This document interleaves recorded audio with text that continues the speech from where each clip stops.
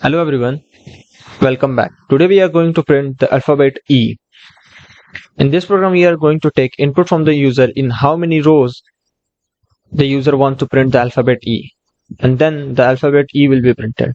So let's execute the code, and minimum 5 rows we can give. So I'll give here 6,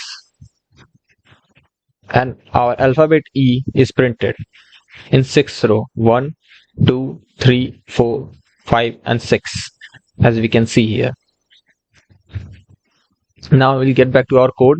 Here we have defined a function print underscore letter underscore E and given a parameter rows. Now this nested loop iterates over each position in the letter E. So this outer loop for row in range till rows, it will operate over each row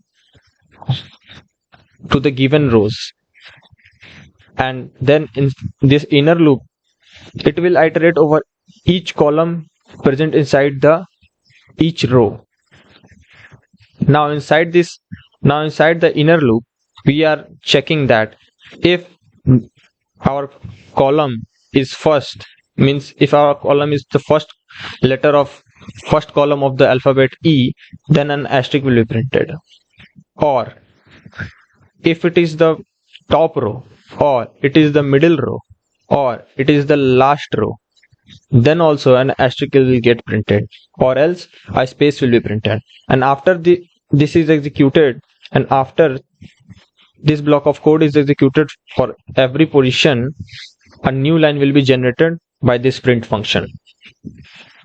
Now for taking input from the user for the rows, we are using the input function and prompting enter the number of rows for the letter E, minimum 5 rows you can give.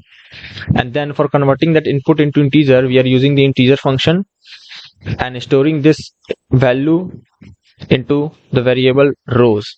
And now we are calling our function print underscore letter underscore E by passing the argument rows. And now I'll again see our code.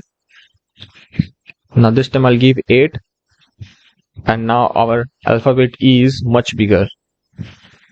Thanks for watching the video.